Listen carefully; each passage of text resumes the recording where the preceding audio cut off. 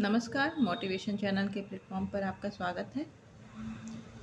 तो home science के discussion के क्रम में आज हमारा टॉपिक हमारा है आज का विटामिन। इससे पहले हमने कार्बोहाइड्रेट, प्रोटीन और वसा के बारे में डिटेल में चर्चा भी कर ली है और उस पर कुछ क्वेश्चंस को भी सॉल्व किया है, प्रैक्टिस किया है। तो आज से हम विटामिन स्टार्ट कर रहे हैं, ठीक है। तो अब चलते हैं हम अपने टॉपिक पर। विटामिन को प्रतिरक्षी कण भी बोला जाता है, ठीक है। विटामिन का काम क्या होता है? विटामिन का काम होता है इम्यूनिटी को डेवलप करना, अर्थात रोग प्रतिरोधक क्षमता को बनाए रखना, ठीक। तो यानी कि हमारे शरीर को रोगों से रक्षा करने का कार्य यह विटामिन का है। इसलिए विटामिन को प्रतिरक्षी कण कहते हैं, जीवन सत्व कहते हैं, सुरक्षात्मक कारक और रक्षात्मक तत्व भी कहते हैं। ये सारे उपनाम हैं विटामिन के लिए, ठीक है। अभी हम किसी vitamin A B C D की बात नहीं करें, सिर्फ विटामिन की बात करें। तो विटामिन को प्रतिरक्षी कण, जीवन सत्व, सुरक्षात्मक कारक, रक्षात्मक तत्व भी कहा जाता है। इसकी खोज किसने की थी? इसकी खोज कैसिमिर फंक ने की थी। किसने? कैसिमिर फंक ने विटामिन की खोज की थी। नेक्स्ट आगे बढ़ते हैं हम। तो विटामिन का वर्गीकरण किया गया है। विटामिन का वर्गीकरण दो आधार पर किया गया है। पहला, जल में घुलनशील विटामिन और वसा में घुलनशील विटामिन। अर्थात वो विटामिन जो जल में घुलनशील होते हैं वो विटामिन बी होता है और विटामिन सी। विटामिन बी में कई सारे होते हैं, B1, B2, B3, B5, B6, ठीक है। तो इसलिए विटामिन बी को बी कॉम्प्लेक्स बोला जाता है, बी कॉम्प्लेक्स। तो विटामिन बी में जितने भी बी आते हैं बी कॉम्प्लेक्स में, B1, B2, B3, B5, जितने भी बी के कॉम्प्लेक्स में आते हैं वो सब, और प्लस विटामिन सी, ये सब क्या होते हैं? ये जल में घुलनशील विटामिन होते हैं। अर्थात ये शरीर में टिकते नहीं हैं, ये शरीर में पानी के थ्रू, यूरिन के जरिए बाहर शरीर से निकल जाते हैं, ठीक है। और वसा में घुलनशील विटामिन, दूसरा वर्गीकरण होता है वसा में घुलनशील विटामिन। इसमें क्या होते हैं? Vitamin A, vitamin D, vitamin E, vitamin के। अर्थात विटामिन ए, डी, ई, के, ये चारों विटामिन जो होते हैं वसा में घुलनशील विटामिन होते हैं। वसा कैसी होती है? ये हमारी त्वचा के नीचे एक परत के रूप में जमा होती है वसा। तो vitamin A, vitamin D, vitamin E, vitamin के, इनका जो संग्रह होता है वो हमारे शरीर में रहता है, टिका रहता है, ठीक। तो यह शरीर में से मूत्र के द्वारा बाहर नहीं जाते हैं, ये शरीर में स्टोर हो जाते हैं। तो इस प्रकार विटामिन का दो प्रकार से वर्गीकरण किया गया। पहला, जल में घुलनशील विटामिन, और दूसरा वसा में घुलनशील विटामिन। जल में घुलनशील विटामिन होते हैं विटामिन बी और विटामिन सी, और वसा में घुलनशील विटामिन होते हैं vitamin A, vitamin D, vitamin E और विटामिन के, ठीक। तो अब हम आगे बढ़ते हैं अपने डिस्कशन में। वसा में घुलनशील विटामिन में कार्बन, हाइड्रोजन और ऑक्सीजन के अणु तथा इनका अवशोषण लसिका ग्रंथि में होता है। ये एक सीधा सा पॉइंट लिखा है, लेकिन ये छोटा सा पॉइंट है, इसमें कई सारे पॉइंट को हमने ऐड किया है। तो पहला है जो वसा में घुलनशील विटामिन है, अर्थात ए, डी, ई, के, vitamin A, vitamin D, vitamin E और विटामिन के। इनमें क्या होता है? इनमें कार्बन, ऑक्सीजन और हाइड्रोजन के अणु उपस्थित होते हैं, ठीक। और क्या होता है? इनका अवशोषण लसिका ग्रंथि में होता है। ये किसके द्वारा अवशोषित किए जाते हैं? हमारे शरीर में लसिका ग्रंथियों के द्वारा अवशोषित किए जाते हैं। तो जल में जो घुलनशील विटामिन होते हैं वो क्या होते हैं? आपके शरीर से यूरिन के थ्रू रोज बाहर हो जाते हैं, इसलिए उन्हें हमें रोज अपने भोजन में लेना आवश्यक होता है। लेकिन जो वसा में घुलनशील विटामिन होते हैं उन्हें क्या होता है? उन्हें रोज हमें आहार में इनका होना आवश्यक नहीं है, ठीक है, क्योंकि ये हमारे शरीर में स्टोर भी होते हैं। और क्या होते हैं? ये विटामिन किस में घुलनशील होंगे? क्योंकि वसा में घुलनशील विटामिन है, हम वसा के बारे में पढ़ रहे हैं, हमारा टॉपिक है वसा में घुलनशील विटामिन।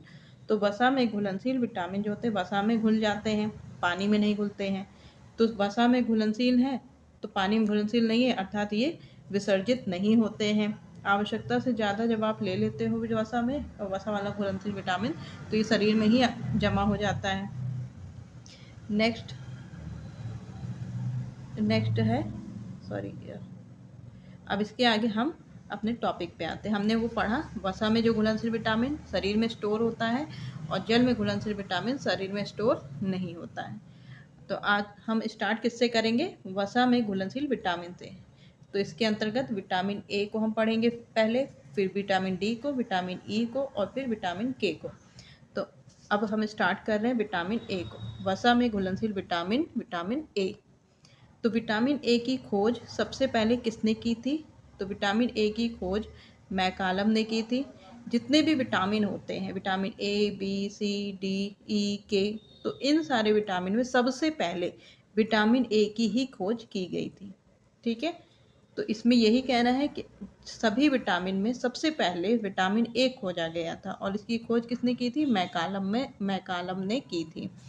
इसको अन्य किस नाम से जाना जाता है? विटामिन ए को रेटिनॉल भी कहते हैं, एंटी इन्फेक्शन विटामिन भी कहते हैं, एंटी जेरोप्थैल्मिया भी कहते हैं और प्रो विटामिन भी कहते हैं। ठीक है, ये सारे इसके उपनाम है। जैसे आपको क्वेश्चन में पूछ सकता है प्रो विटामिन क्या है, निम्नलिखित में से प्रो विटामिन कौन सा है? तो vitamin A, vitamin B, vitamin C, vitamin D दे देगा, तो इसका राइट आंसर होगा। और विटामिन ए को हम प्रो विटामिन भी क्यों कहते हैं और किस वजह से कहते हैं, अभी हम आगे डिस्कस करते हैं। यह केवल प्राणिज्य भोज्य पदार्थ में पाया जाता है। विटामिन ए किस में पाया जाता है? प्राणिज्य भोज्य पदार्थ में पाया जाता है। अर्थात प्राणिज्य भोज्य पदार्थ यानी कि जो हमें जंतु जगत से प्राप्त होने वाले पदार्थ होते हैं उनमें पाया जाता है। और दूसरा दिया इसमें वनस्पति भोज्य पदार्थ में भी हमें विटामिन ए प्राप्त होता है, लेकिन किसके रूप में? कैरोटीनॉइड्स के रूप में। विटामिन ए डायरेक्टली हमें प्राणिज्य भोज्य पदार्थ से मिल रहा है, अर्थात जैसे कि दूध की बनी हुई चीज़ें जो हमें जंतुओं से प्राप्त हो रही है, दूध, पनीर, अंडा, मछली, तो इनमें क्या होता है? विटामिन ए होता है डायरेक्टली। पर जो वनस्पति से अर्थात पेड़ पौधों से जो हमें भोज्य पदार्थ मिलता है उसमें कैरोटीनॉइड्स होते हैं। क्या होते हैं उसमें कैरोटीनॉइड्स होते हैं जो शरीर में जाकर विटामिन ए में बदल जाते हैं। ठीक है, इसलिए कैरोटीनॉइड्स को क्या बोलते हैं हम? प्रो विटामिन कहते हैं।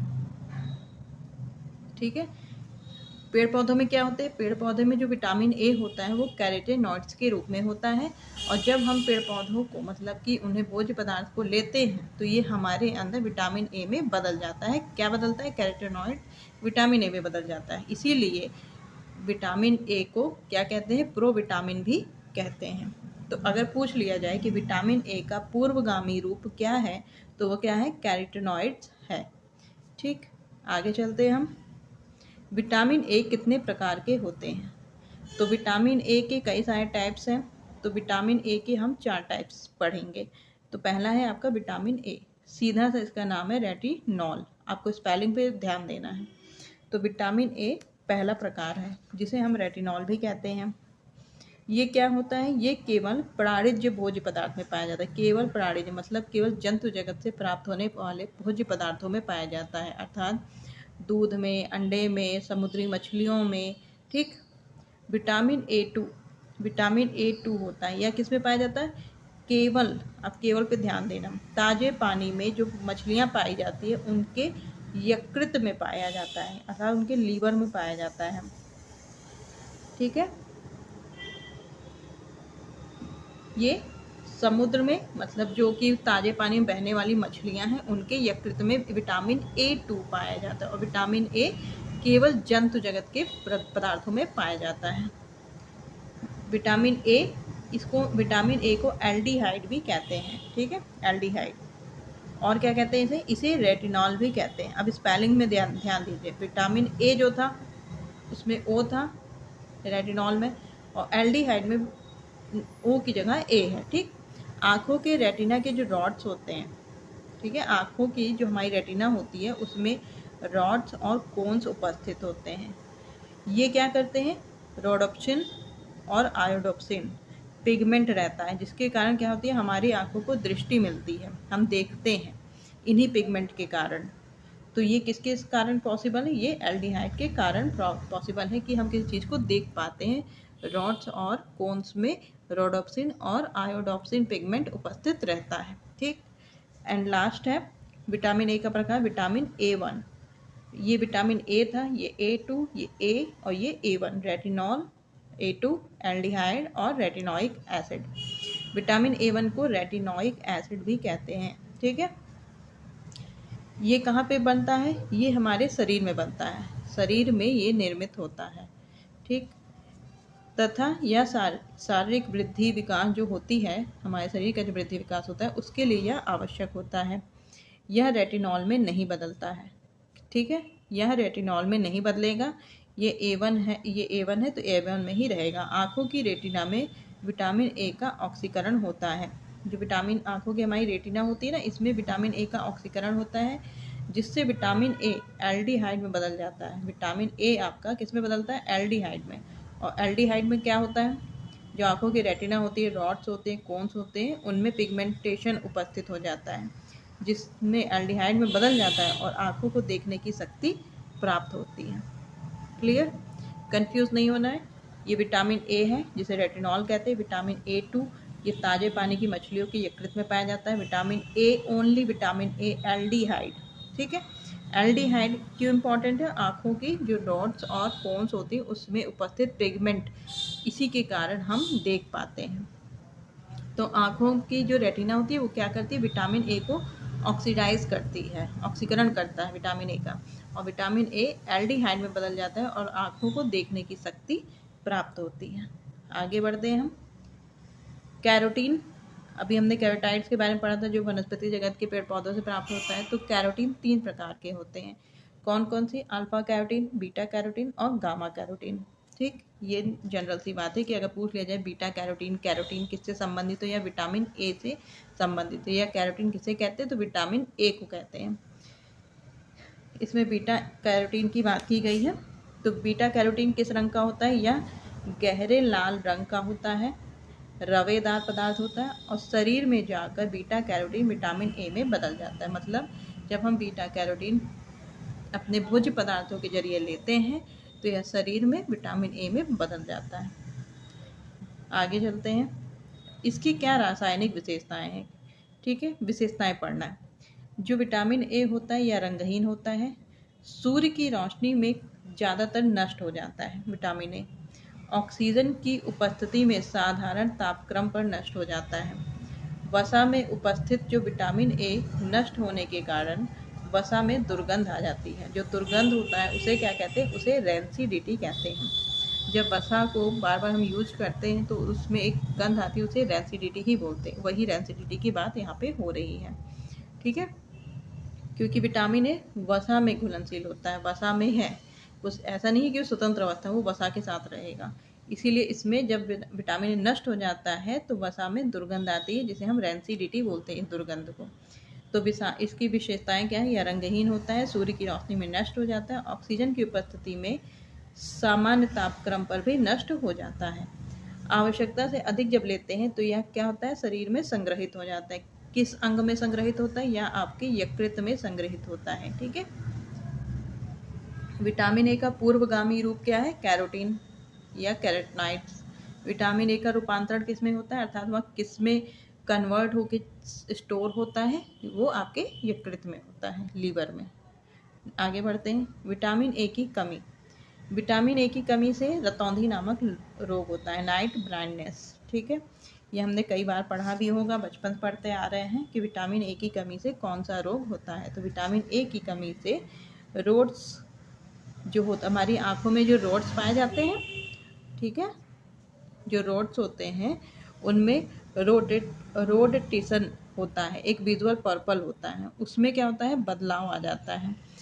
तो उससे क्या होता है कि हमें रात में दिखाई नहीं देता है। तो रोड्स का काम क्या है? ये अंधेरे में दिखाई देता है, हल्का हमें देखने की कोशिश करते हैं हल्के अंधेरे में, और कोन्स जो होते हैं वो दिन में देखने में सहायक होते हैं। और जब इनका कमी, विटामिन A की कमी की वजह से इन पे प्रभाव पड़ता है तो क्या होता है? विटामिन A की कमी से जो हमारे रोड्स और कोन्स में विजुअल पर्पल होता है, ठीक है, उसका निर्माण नहीं हो पाता है, जिसके कारण आँखों के सामने अंधेरा छा जाता है। फिर नेक्स्ट है इसमें जीरोथैल्मिया। जीरोथैल्मिया में क्या होता है? यदि विटामिन A की कमी, इसमें लगातार कमी बनी रहती है शरीर में, तो आँखों की जो कॉर्निया होती है, हमारी आँखों का एक अंग है कॉर्निया, तो यह झिल्ली सूख जाती है और उसमें क्या आ जाता है? उसमें सूजन आ जाती है। कैरोटीनीकरण, ठीक है, कैरेटिनाइजेशन भी कहते हैं इसको। इसके कारण आँखों की जो भीतरी भाग होती है या उसमें धुआंधार दिखाई देता है, और मतलब कि उसमें एक सफ़ेद धुंधला धुआं लगता है, और फिर इससे हमें दिखाई देना बंद हो जाता है, ठीक है। तो रतौंधी, तो जब विटामिन ए की शुरुआत होती है, इसको क्रम पूछा जाता है, तो पहले आपका रतौंधी होता है, फिर उसके बाद ज़ीरोफ्थैल्मिया होता है।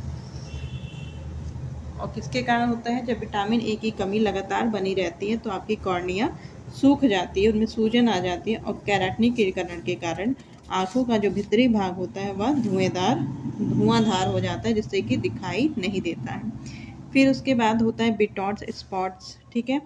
इसमें क्या होता है? जो आँखों की श्लेष्मिक परत होती है उस पर सफ़ेद भूरे रंग का त्रिकोण आकार का धब्बा हो जाता है, लाल रंग का, और उस धब्बे पर फिर क्या हो जाता है? धब्बे हो जाते हैं, फिर दाने, और दानों में पस भर जाता है। इससे क्या होता है? आँखों की जो पलकें होती हैं वो चपकने लगती हैं। इसको बोलते हैं बिटॉट्स स्पॉट्स, मतलब दाने, आँखों कॉर्निया में छोटे छोटे दाने, जो कॉर्निया होती है आँखों की, कॉर्निया ही वह अंग होता है जो हमें नेत्रदान के समय कॉर्निया को ही दान किया जाता है, ठीक है। तो इसी कॉर्निया में धब्बे पड़ जाते हैं, और उन धब्बों पे दाने निकल आते हैं, और दानों में पस भरा रहता है, जिसके कारण पलकें आपस में चिपकने लगती है। ये किस में होता है? बिटॉट्स स्पॉट्स में। उसके बाद होता है फोटोफोबिया या हेलियोफोबिया। फोटोफोबिया या हेलियोफोबिया में क्या होता है? इसमें सहनशीलता खत्म होती चली जाती है, आँखों में दर्द होने लगता है, ठीक है, दिखाई कम देने लगता है। तो ये आपका चौथा चरण है। फिर उसके बाद पांचवा चरण पे आता है जीरोसिस। इनका एक क्रम है, जैसे जैसे आंखों की ब्लाइंडनेस बढ़ने लगती है, मतलब कि एकदम दिखाई देना बंद होने लगता है, एक प्रोसेस होती है, एक स्टेप बाय स्टेप ये बीमारी बढ़ती है। फिर पाँचवें नंबर पे आता है जीरोसिस कंजक्टाइवा।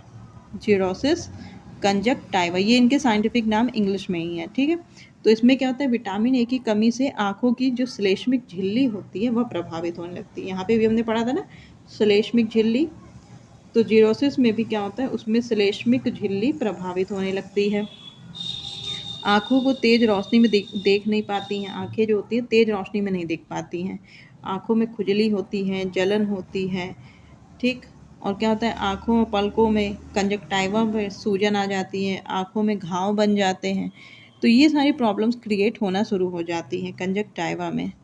और फिर क्या होता है? आँखें सूज जाएंगी, इन पे घाव बन जाएगा,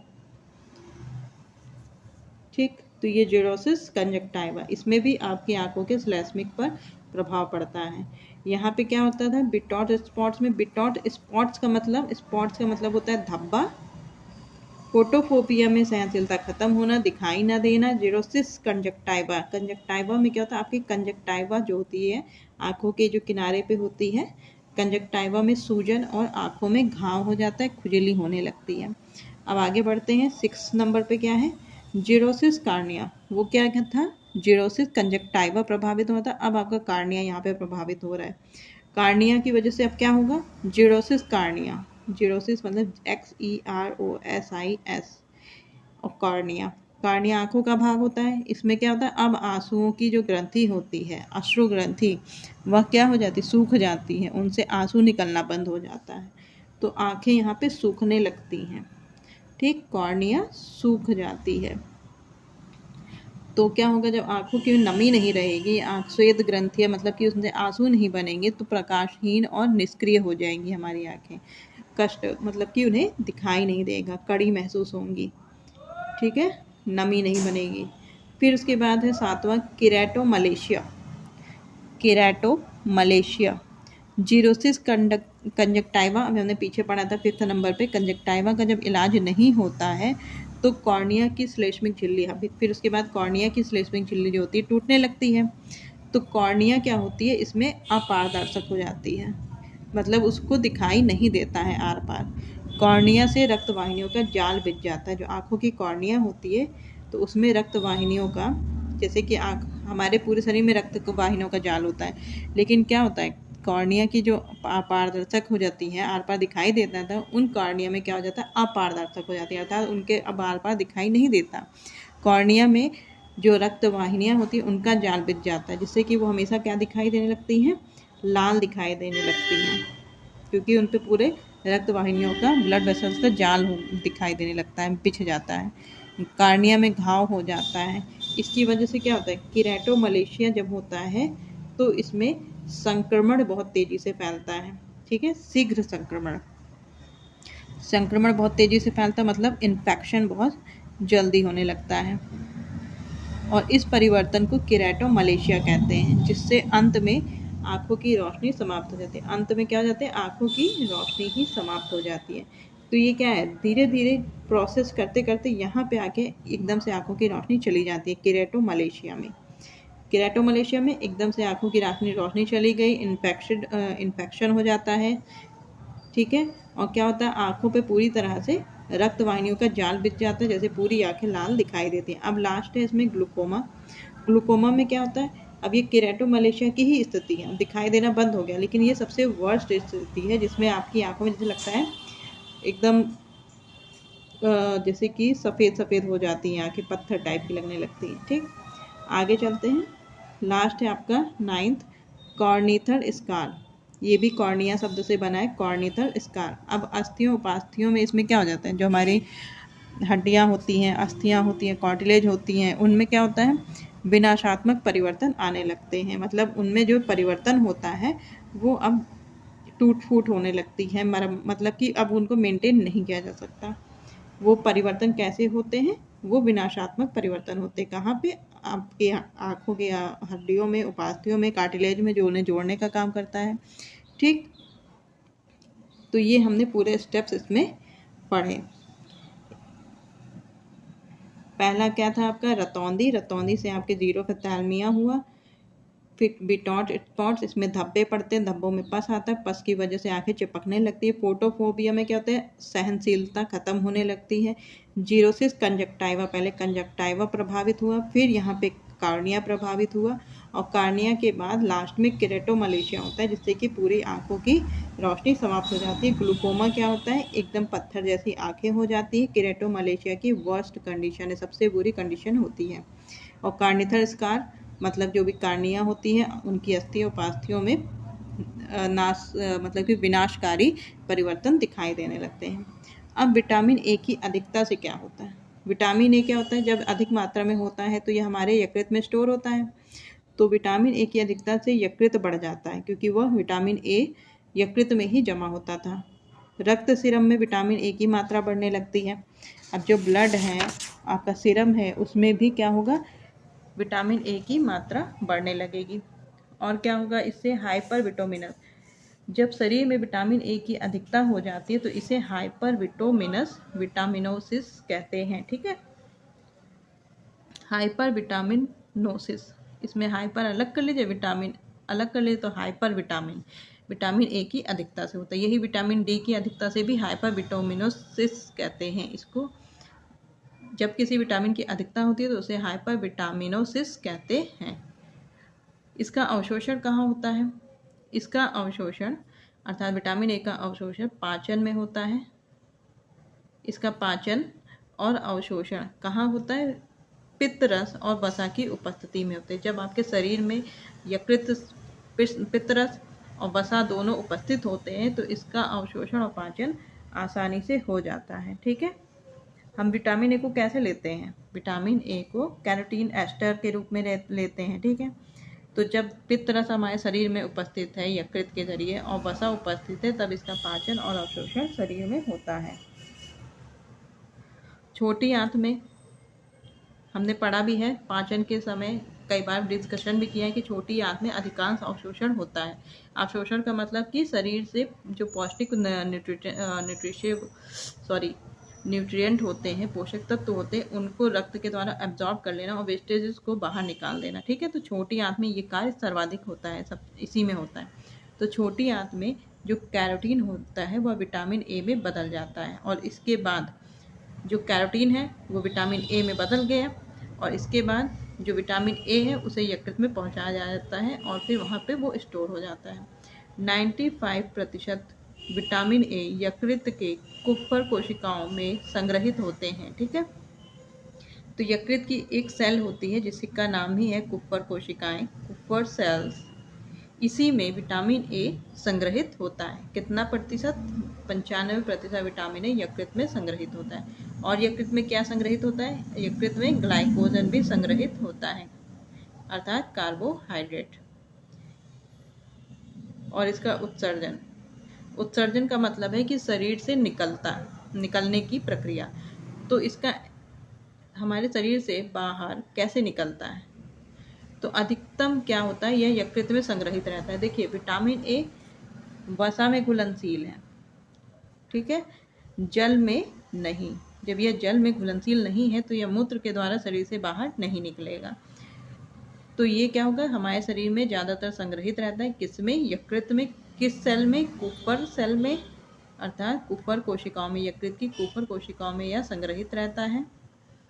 और कुछ मात्रा में जो पित्त लवण होते हैं उनके साथ मिलकर या मल के साथ उत्सर्जित होता है। पित्त लवण जो हमारे यकृत के बनते हैं ना,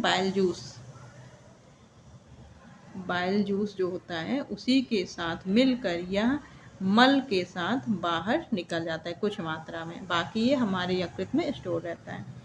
तो ठीक है, फिर आज के डिस्कशन में इतना ही। हमने विटामिन ए कंप्लीट किया। जो भी अगर आपको डाउट हो, प्रॉब्लम्स हो, आप कमेंट बॉक्स में पूछ सकते हैं। और इस पर हम लास्ट में सारे विटामिन के डिस्कशन के बाद इस पर हम कुछ क्वेश्चंस भी डिस्कस करेंगे, ठीक है। तो इसके बाद हम विटामिन डी पे डिस्कस करेंगे। Thanks for watching. नमस्कार, मोटिवेशन चैनल के प्लेटफॉर्म पर आपका स्वागत है। तो होम साइंस की सीरीज में आज हमारा नया टॉपिक है विटामिन, ठीक है। तो हम क्या डिस्कस कर रहे हैं? वसा में घुलनशील विटामिन। तो हमने पहला डिस्कस किया विटामिन ए, वसा में घुलनशील। दूसरा आज का टॉपिक है वसा में घुलनशील विटामिन में विटामिन डी, ठीक है। तो हम बढ़ते अपने टॉपिक की तरफ। विटामिन डी, इसे अस्थि विकृति नाशक विटामिन भी कहते हैं। एंटी रिकेटिक विटामिन भी कहते हैं। कैल्सीफेरॉल भी कहते हैं। इसका साइंटिफिक नेम कैल्सीफेरॉल भी है, ठीक है। कैल्सीफेरॉल किसे कहा जाता है? विटामिन डी को कहा जाता है। एंटी रिकेटिक विटामिन किसे कहा जाता है? विटामिन डी को कहा जाता है। विटामिन डी क्या होता है? यह रिकेट्स प्रतिरोधक पदार्थ और स्टेरॉल्स यौगिक का सम्मिलित रूप होता है। मतलब इसमें वो पदार्थ पाए जाते हैं जो रिकेट्स नामक बीमारी को रोकते हैं, और कुछ स्टेरॉल्स भी इसमें मिलते हैं। जिन दोनों के मिलने से, अर्थात स्टेरॉल्स का मतलब वसा, अर्थात कुछ वसा और कुछ रिकेट्स के प्रतिरोधक पदार्थों के मिलने से विटामिन डी का निर्माण होता है। तो विटामिन डी दो प्रकार के होते हैं। विटामिन D2 जिसे एर्गोस्ट्रॉल भी कहते हैं, स्टेरॉल भी कहते हैं, और विटामिन D3 7 डिहाइड्रोकोलेस्ट्रॉल। तो कोलेस्ट्रॉल, स्टेरॉल हमने वसा में भी पढ़ा था, जिसमें वसा की ज़रूरत होती है, और इसीलिए विटामिन डी जो वसा में घुलनशील होता है। तो पेड़ पौधों में जो विटामिन D2 होता है, यह पेड़ पौधों में पाया जाता है, ठीक है।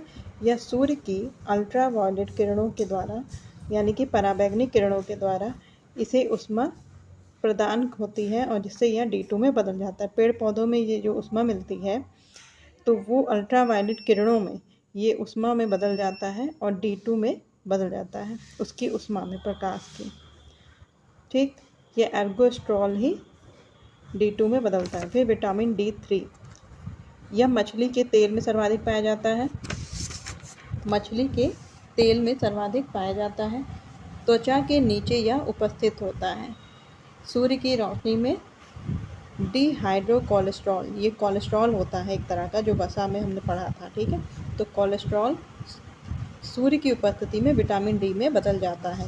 विटामिन D2 की अपेक्षा विटामिन D3 अधिक क्रियाशील होता है। आगे बढ़ते हैं हम। विटामिन डी की विशेषताएं। तो इसकी विशेषताएं क्या है? यह सफ़ेद रंग का होता है। कैसा होता है? रवेदार, दानेदार। इसमें कोई गंध नहीं होती है। वसा में घुलनशील विटामिन है, अर्थात यह वसा में घुलनशील है, मूत्र के द्वारा शरीर से बाहर नहीं निकलता है, क्योंकि यह वसा में हमारे शरीर के अंदर त्वचा के नीचे रहता है। पानी में यह अघुलनशील रहता है।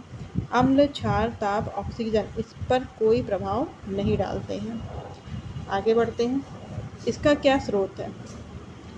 जितने भी प्राणिज भोज्य पदार्थ हैं, अर्थात जंतु जगत से प्राप्त होने वाले पदार्थ हैं, जैसे दूध, दही, अंडा, मछली, इन सब से में विटामिन डी हमें प्राप्त होता है। और वानस्पतिक भोज्य पदार्थों में यह बिल्कुल भी नहीं पाया जाता है। इसका क्या होता है? जो वनस्पति भोज्य पदार्थ मतलब जो वनस्पति से मिलने वाले भोज्य पदार्थ होते हैं उनमें यह बिल्कुल भी डायरेक्टली विटामिन डी नहीं पाया जाता है। इसके मापन की इकाई क्या है?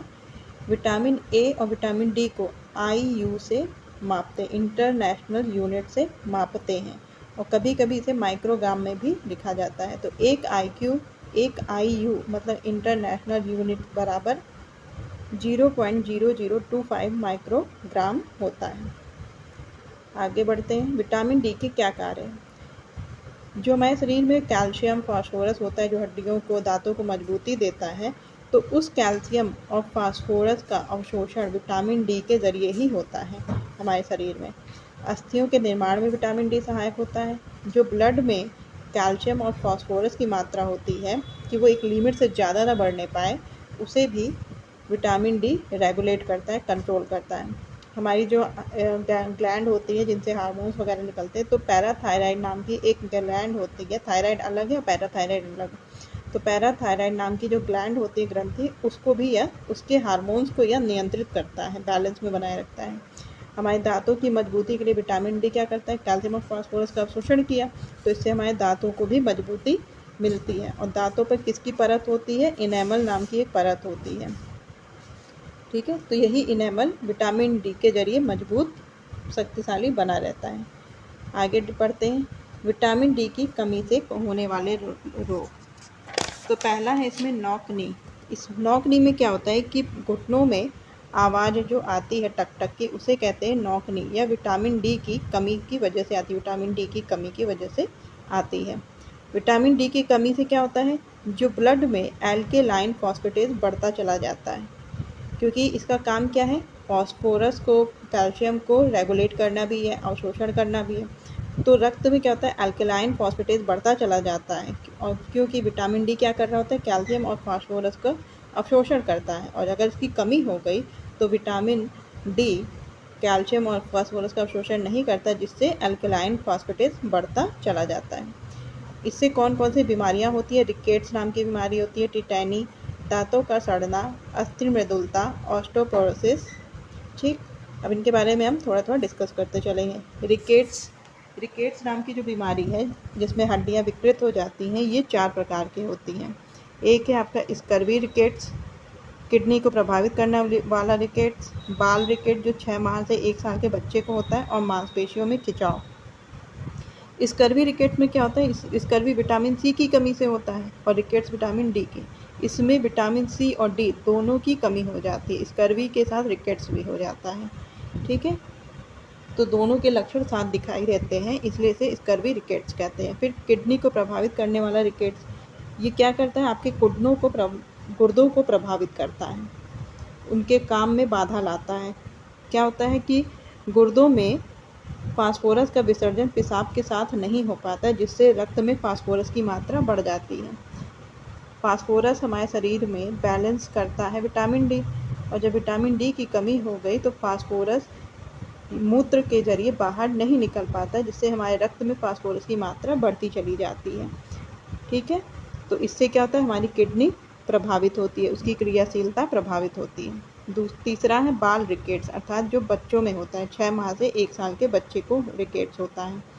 इसमें क्या होता है? कैल्शियम का अवशोषण नहीं हो पाता है, हड्डियाँ टेढ़ी मेढ़ी हो जाती हैं, कमज़ोर हो जाती हैं।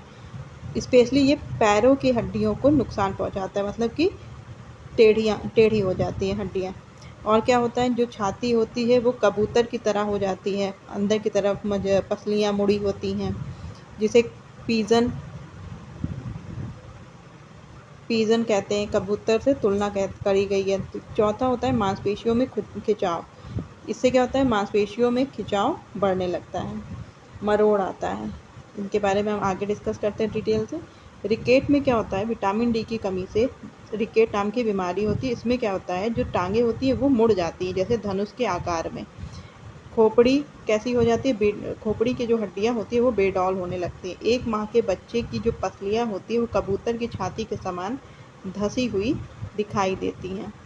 रिकेट्स रोजरी होती है वह जॉइंट पर प्रभाव डालती है। जो हमारे जोड़ होते हैं घुटने पे, कोहनी में, वहाँ पे प्रभाव डालते हैं। यहाँ पे क्या होता है कि हड्डियाँ बढ़ जाती हैं रिकेट रोजरी में।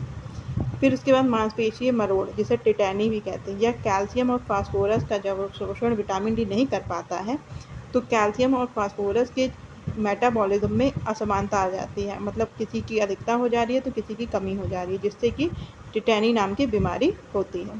फिर ऑस्टोमलेशिया, ऑस्टोमलेशिया यह वयस्क में होती है। इसमें अस्थियां कोमल हो जाती हैं।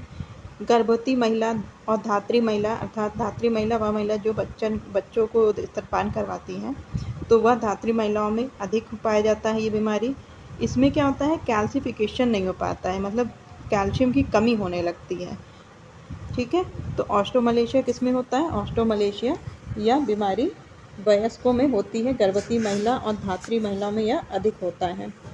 विटामिन डी का शोषण नहीं हो पाता है, विटामिन डी की कमी हो जाती है।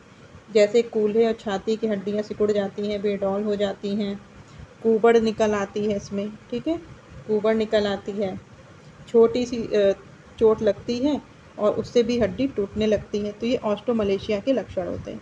फिर उसके बाद आता है ऑस्टोपोरोसिस। ऑस्टोपोरोसिस क्या होता है? यह बुढ़े लोगों में, मतलब वृद्ध जनों में होता है।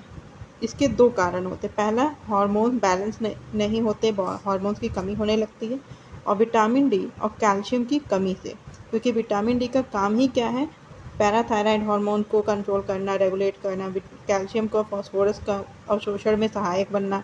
और जब इनकी कमी हो रही है विटामिन डी की, तो हार्मोन्स भी डिसबैलेंस हो रहा है, कैल्शियम का अवशोषण नहीं हो पा रहा है, तो जिसकी वजह से वृद्ध जनों में, मतलब बुजुर्ग लोगों में ऑस्टोपोरोसिस की समस्या उत्पन्न हो जाती है। इसमें क्या होता है, चलने फिरने पे ये दर्द होने लगता है, जोड़ों में दर्द पीड़ा होने लगती है, ऐंठन बनी रहती है, हड्डियां टूटने लगती हैं, खासकर कमर और पैर की हड्डियां ज़्यादा प्रभावित होती हैं। पुरुषों में एक सेनाइल ऑस्टोपोरोसिस होता है। इसे रोकने के लिए एंड्रोजन का स्रावण, जो एंड्रोजन एक हार्मोन है हमारे शरीर में खुद से स्रावित होता है, उसके स्राव के लिए दवाइयाँ दी जाने लगती है जब सेनाइल ऑस्टोपोरोसिस होता है। तो सेनाइल ऑस्टोपोरोसिस किसे होता है? यह पुरुषों को होता है, और इस ऑस्टोपोरोसिस को रोकने के लिए व्यक्ति को एंड्रोजन के स्रावण को बढ़ाने के लिए दवाइयाँ दी जाती हैं, ताकि यह विटामिन डी बैलेंस हो सके और पुरुषों में इस ऑस्टोपोरोसिस को रोका जा सके। आगे बढ़ते हैं। विटामिन डी की अधिकता से प्रभाव। विटामिन डी की अधिकता को बोलते हैं हाइपर विटामिनोसिस। ठीक है, या विटामिन ए, कोई भी विटामिन जब अधिकता हो जाती है तो उसे हाइपर विटामिनोसिस कहा जाता है। इसके क्या लक्षण है? जब इसकी अधिकता हो जाती है तो भूख कम लगने लगती है, कैल्शियम और फास्फोरस का जो जमाव होता है वो ज़्यादा हो जाता है, तो रक्त में भी इनकी मात्रा बढ़ने लगती है। हार्ट और वाहिनियों, फेफड़े, गुर्दे, इन सब में भी कैल्शियम का जमाव बढ़ने लगता है। आँखों की जो कंजक्टाइवा और कॉर्निया होती है, इसमें धुएं जैसी सफ़ेदी दिखने लगती है, मतलब कि रोशनी पर भी प्रभाव पड़ता है, आँखों की रोशनी पर भी प्रभाव पड़ता है। बीपी कैसा हो जाता है? बीपी हाई ब्लड प्रेशर होने लगता है। ठीक है, अब इसी में हम यहाँ तक हमने इसकी कमियाँ पढ़ लिया, इसके प्रभाव पढ़ लिए और अधिकता। अब इसके अवशोषण की बात कर ली जाए तो यह अवशोषण, इसका विटामिन डी का अवशोषण कहाँ होता है? तो हमने पढ़ा है पाचन में कि पाचन का अधिकांश अवशोषण छोटी आंत में होता है, तो विटामिन डी का भी अवशोषण छोटी आंत में ही होता है।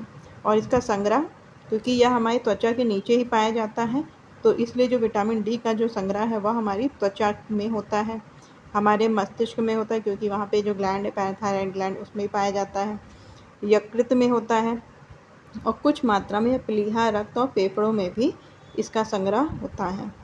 फिर उत्सर्जन की बात की जा रही है, कैसे ये शरीर से बाहर निकलता है? क्योंकि यह जल में घुलता तो है नहीं कि यह मूत्र के द्वारा बाहर निकल जाएगा, तो विटामिन डी की अल्प मात्रा ही शरीर से बाहर निकलती है, और वो भी मल के साथ निकलती है। ठीक है, नहीं तो विटामिन डी हमारे शरीर के अंदर यकृत में, मस्तिष्क में, त्वचा के नीचे, प्लीहा, रक्त, फेफड़ों, इन सब में जमा होता है, क्योंकि यह वसा में घुलनशील है, वसा की परत के नीचे संचित रहता है, संग्रहित रहता है।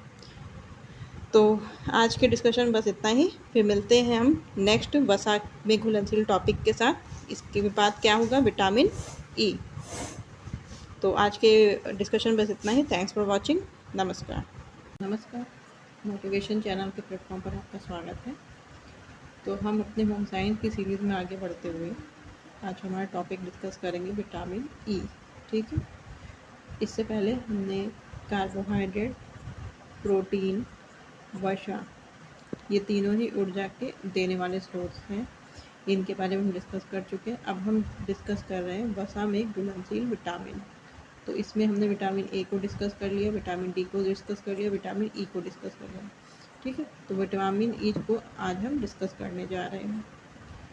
तो ज़्यादा समय ना लेते हुए अब हम अपने टॉपिक पे आते हैं, विटामिन ई। तो यह भी एक वसा में घुलनशील विटामिन है। ठीक, विटामिन ई पहला पॉइंट है beauty vitamin, anti sterility, fertility, antioxidant और टोकोफेरॉल, ये सारे नाम विटामिन ई के हैं। ठीक है, इसे ब्यूटी विटामिन कहते हैं क्योंकि इससे इंसान में चेहरा खिलता है, ब्यूटी आती है, सुंदरता बढ़ती है। ठीक, एंटी स्टेरिलिटी, ये बंधता रोग होता है, मतलब कि अगर इसकी कमी हो जाए तो बांझपन आ जाता है, फर्टिलिटी नहीं रह जाती है।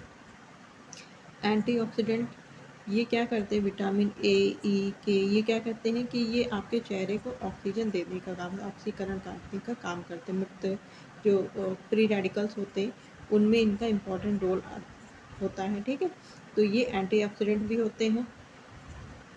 टोकोफेरॉल इनका साइंटिफिक नेम होता है, वैज्ञानिक नाम इनका टोकोफेरॉल होता है। अब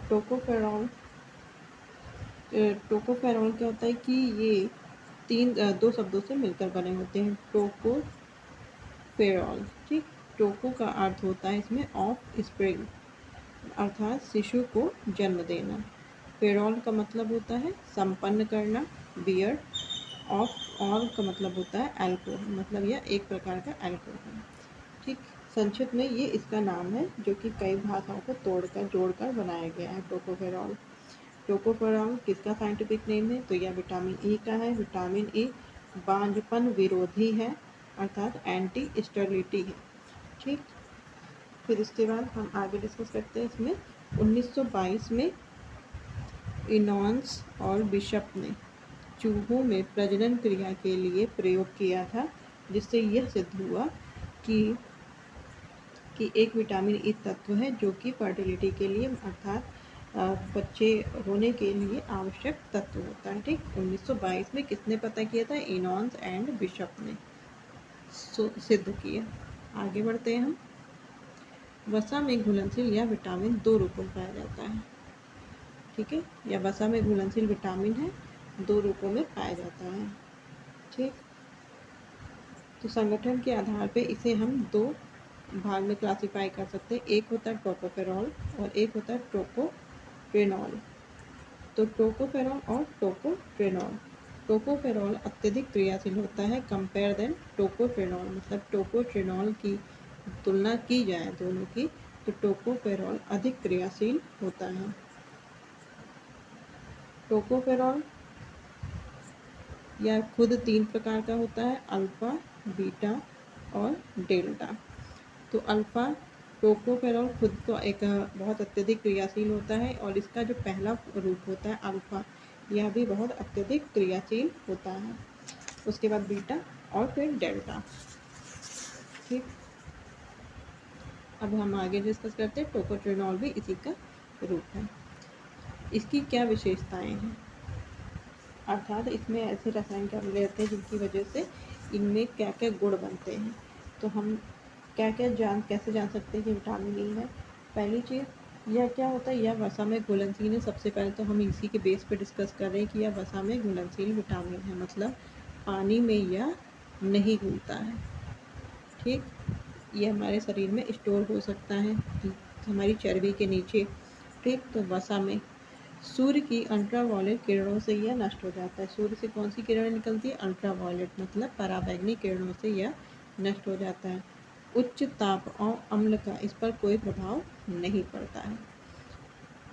नेक्स्ट पॉइंट है इसमें लौह लवण, मतलब जो आयरन होते हैं और सीसे की उपस्थिति में इसका ऑक्सीकरण होता है। जब आयरन या लेड जो रहता है उपस्थित तो इससे ऑक्सीकरण भी होता है, इसीलिए इसको एंटीऑक्सीडेंट भी बोलते हैं। ऑक्सीकरण प्रतिरोधक पदार्थ होता है, मतलब ज़्यादा जब ऑक्सीडेंट होने लगता है, मतलब कि ऑक्सीकरण होने लगता है तो यह उन्हें रोकने को भी काम करता है। बैलेंस का अप्रोच को अपनाता है। 200 डिग्री तक यह ताप को सहन कर सकता है। ठीक है, एक लिमिट में 200 डिग्री सेल्सियस तक का ताप सहन कर सकता है। यह हल्के पीले रंग का एक तेलीय पदार्थ होता है, ठीक है। जैसे हम इसे कैप्सूल में मिलता है दुकानों पे, कहते हैं इसको लगाओ, विटामिन ई कैप्सूल को मिला के चेहरे पे लगाओ तो ग्लो करेगा, ठीक है। हेयर पे लगाओ, स्कैल्प मजबूत होंगी, तो ये सब बोला जाता है। तो ये कैप्सूल अवेलेबल होती है, ये इसीलिए बालों के लिए, आपके चेहरे के ग्लो के लिए ये सब बहुत इंपॉर्टेंट होता है, इसीलिए इसको ब्यूटी विटामिन भी बोलते हैं, ठीक है, सुंदरता का विटामिन। वसा में घोलक है, हमने पढ़ा ही, ईथर, अल्कोहल, बेंजीन, इसमें भी ये घुलनशील है, लेकिन पानी में यह घुलनशील नहीं है। ये इसकी रासायनिक विशेषताएं। अब आगे बढ़ते हैं। इसके प्राप्ति के स्रोत, यह सभी प्रकार के अनाज में पाया जाता है, गेहूं के अंकुरन में पाया जाता है, साग सब्जियों में, गेहूं के भूर से अलग करके इसे खोजा गया था, अर्थात इसके तेल में, ठीक, मक्के के तेल में, बीज में। अगर इसका प्राप्ति का मुख्य स्रोत पूछा जाए तो अंकुरित गेहूं, इसको ब्यूटी कहते हैं। अंकुरित गेहूं कोई खाए तो उससे उसकी ब्यूटीनेस बढ़ती है, ठीक है। तो अंकुरित गेहूं को विटामिन ई का स्रोत माना गया है, अंकुरित गेहूं। आगे बढ़ते हैं, इसके कार्य को डिस्कस करते हैं। इसके कार्य क्या हैं? विटामिन ई के कार्य, पहली चीज़ हमने शुरू में डिस्कस किया कि यह वसा में घुलनशील है और ब्यूटी के लिए इम्पॉर्टेंट है, ठीक है। आपके चेहरे की जो फ्री रेडिकल्स होते हैं, जो आपको समय से पहले एजिंग दिखाने लगते हैं, उम्र के समय से ज़्यादा, इंसान अपनी उम्र से ज़्यादा एजिड दिखना, तो यह विटामिन ई की कमी से होता है, ठीक। तो इसमें पहला पॉइंट क्या दे रखा है, विटामिन ई, ए और कैरोटीन को यह ऑक्सीकृत होने से रोकता है। विटामिन ई में ऑक्सी प्रतिरोधक मतलब एंटीऑक्सीडेंट इसकी प्रॉपर्टी होती है, कि मतलब यह ऑक्सी का प्रतिरोधक गुण होता है।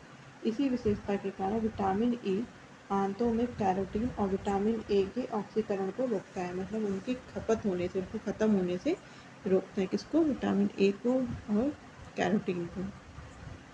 नेक्स्ट क्या है? असंतृप्त वसीय अम्ल। हमने संतृप्त और असंतृप्त तो वसीय अम्ल पढ़े थे। संतृप्त क्या होते हैं? जो जमते हैं, और असंतृप्त जो कि तेल की तरह होते हैं, जो जमते नहीं हैं। तो ये असंतृप्त वसीय अम्ल के ऑक्सीकरण को भी रोकते हैं, प्रजनन में सहायक होते हैं, ये इसका सबसे मोस्ट इम्पॉर्टेंट फैक्टर है। आरबीसी के निर्माण में ये आवश्यक होते हैं। आरबीसी कहते हैं हमारे जो ब्लड होता है लाल रंग का, उसे हम आरबीसी बोलते हैं जनरली। तो यह विटामिन ई आरबीसी के निर्माण में मुख्य भूमिका अदा करता है। आरबीसी के ऑक्सीकारक जो पदार्थ होते हैं उनको, जैसे हाइड्रोजन पेरोक्साइड से टूटने फूटने और नष्ट होने से बचाता है, ठीक है। इसका आरबीसी का एक ऑक्सीकारक पदार्थ होता है, कौन सा? Hydrogen peroxide. इसको टूटने फूटने और नष्ट होने से बचाता है, ठीक। ये इंपॉर्टेंट पॉइंट है। फिर इसके बाद न्यूक्लियक अम्ल और प्रोटीन चयापचय में सहायक होता है। प्रोटीन, न्यूक्लिक एसिड अर्थात प्रोटीन का काम क्या है? शरीर का निर्माण करना, टूट फूट की मरम्मत करना। तो यह क्या करता है? प्रोटीन को हमारे बॉडी में सिंथेसिस करने का, संश्लेषण करने का कार्य करता है, तभी हमारे शरीर में क्या हो पाता है? निर्माण कार्य हो पाता है। यह यकृत में कार्बन टेट्राक्लोराइड के विष से होने वाले नुकसान से बचाता है। यकृत में एक कार्बन टेट्राऑक्साइड क्लोराइड होता है, जो क्या करता है, इसमें कभी कभी विष जैसी, पॉइजन जैसी स्थिति आ जाती है, तो उससे जो नुकसान ना हो मनुष्य को, उसको भी यह रेगुलेट करता है। कोलेस्ट्रॉल क्या है? एक वसा का प्रकार है और विटामिन डी की उपयोगिता को प्रभावित करता है, ठीक है। मांसपेशियों की सामान्य जो क्रियाएं होती हैं, संकुचन, विसरण, उनमें भी विटामिन ई सहायक होता है। और बाकी तो हमने पढ़ा ही कि यह फर्टिलिटी के लिए सहायक है, सुंदरता के लिए सहायक है। आगे बढ़ते हैं हम। विटामिन ई के प्रभाव अर्थात इसकी कमी से क्या होता है। तो पहला है कि वयस्क में, तो पहले आप जनरली देखो कि वयस्क में इस विटामिन का प्रभाव कम ही देखा गया है, क्योंकि इसकी पूर्ति भोजन से हम कर लेते हैं जो वयस्क होते हैं। तो बालकों में भी इसकी कमी के प्रभाव कम ही देखे जाते हैं। तो इसमें पहला प्रभाव क्या है? क्योंकि ये एंटी फर्टिलिटी है, प्रजनन क्षमता में अगर इसकी कमी होगी तो प्रजनन क्षमता में कमी आ जाएगी, अर्थात बांझपन का रोग हो सकता है, बांझपन आ सकता है, ठीक। फिर नेक्स्ट है इसमें इरिथ्रोसाइट हीमोलाइसिस, या सीधे डायरेक्टली क्वेश्चन इसको बनता है कि इरिथ्रोसाइट हीमोलाइसिस किसकी कमी से होता है? तो यह विटामिन ई की कमी से होता है। विटामिन ई के अभाव में जो आरबीसी होती है वो नष्ट होने लगती है। विटामिन ई के अभाव में आरबीसी नष्ट होने लगती है। अभी हमने पीछे पढ़ा भी था कि वो उसे रेगुलेट करता है, उसकी टूट-फूट होने से रोकता है, बचाता है। तो विटामिन ई की जब कमी होने लगती है तो आरबीसी का जो हमारी रेड ब्लड कॉर्पस्कल्स हैं उनका नाश होने लगता है, जिससे कि एनीमिया का रोग हो जाता है। एनीमिया, इरिथ्रोसाइट हीमोलाइसिस और रक्त अल्पता, ये किसकी वजह से होता है? यह विटामिन ई की कमी की वजह से भी होता है। और क्या होता है इसमें? मांसपेशियों में ऐंठन आ जाती है। इसका मतलब क्या कि जैसे विटामिन ई का शरीर में कमी होगा तो जो हमारी पेशियां हैं, मांसपेशियां हैं, उनमें कमजोरी आ जाती है।